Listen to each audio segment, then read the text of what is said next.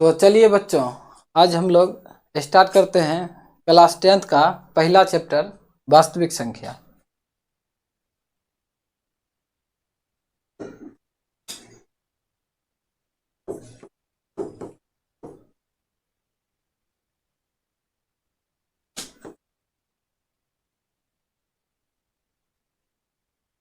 वास्तविक संख्या में कुछ डेफिनेशन हम लोग पढ़ लेते हैं, क्योंकि डेफिनेशन से ऑब्जेक्टिव हम लोगों को पूछा जाता है और यह चैप्टर को आगे पढ़ने में काफ़ी मददगार होगा। जिसमें कि सबसे पहले हम लोग पढ़ते हैं प्राकृत संख्या। प्राकृत संख्या यह आप लोग कक्षा 5 सब में भी पढ़े होंगे। हालांकि डेफिनेशन बोर्ड एग्जाम में नहीं पूछा जाता है, लेकिन कॉन्सेप्ट में ज़रूरत है। तो प्राकृत संख्या किसे कहते हैं, सवाल बनता है कि प्राकृत संख्या किसे कहते हैं। तो गिनती में प्रयुक्त होने वाली संख्या को प्राकृत संख्या कहते हैं। जैसे ये स्टार्ट होगा हमारा कहाँ से, को है, तो गिनती की संख्या को प्राकृत संख्या कहते हैं। और यह स्टार्ट होता है 1 से, 1 2 3 4 5 6 डॉट डॉट डॉट इन्फिनाइट तक। उसके बाद हम लोग पढ़ेंगे पूर्ण संख्या। पूर्ण संख्या, पूर्ण संख्या 0 से स्टार्ट होता है।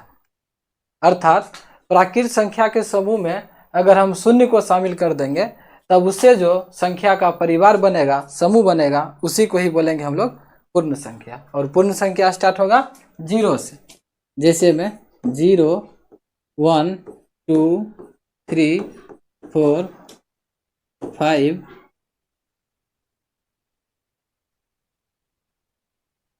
4 5 6 डॉट डॉट डॉट इन्फिनाइट।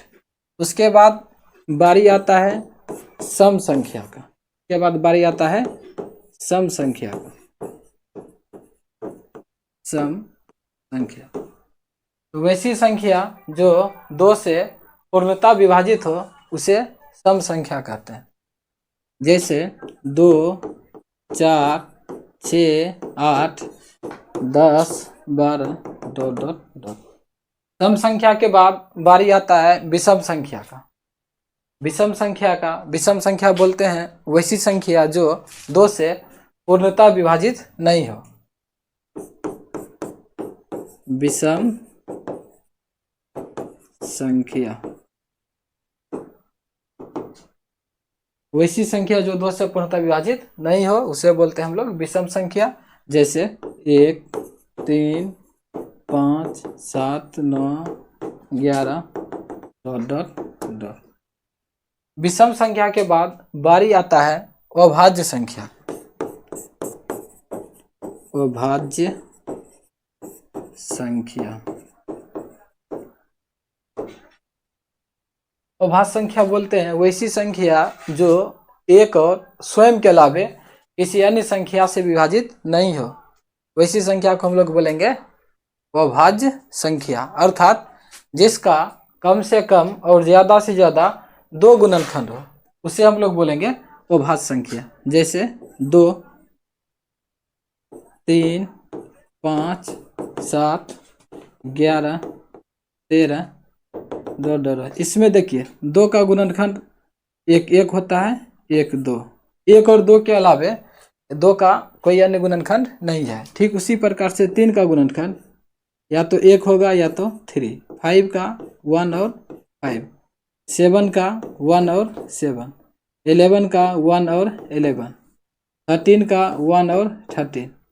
इन सभी संख्याओं में कम से कम और ज़्यादा से ज़्यादा 2 अभाज्य गुणनखंड है, इसीलिए इसको हम लोग बोलते हैं अभाज्य संख्या।